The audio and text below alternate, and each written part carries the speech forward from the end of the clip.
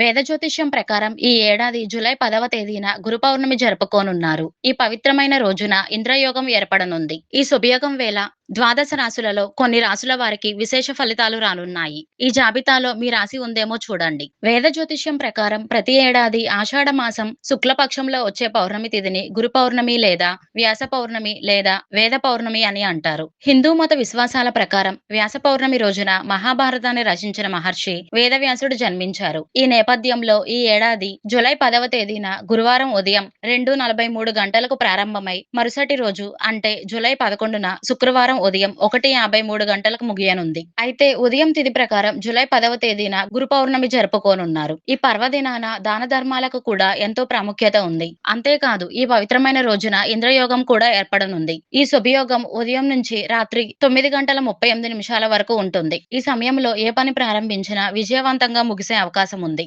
ఇదిలా ఉండగా జ్యోతిష్యం ప్రకారం గురు పౌర్ణమి వేళ బృహస్పతి మిథున రాశిలో సంచారం చేయనున్నారు. ఈ సందర్భంగా గురు పౌర్ణమి వేళ ఏ రాశుల వారికి అద్భుతమైన ప్రయోజనాలు కలగనున్నాయనే పూర్తి వివరాలను ఇప్పుడు తెలుసుకుందాం. మీనరాశి.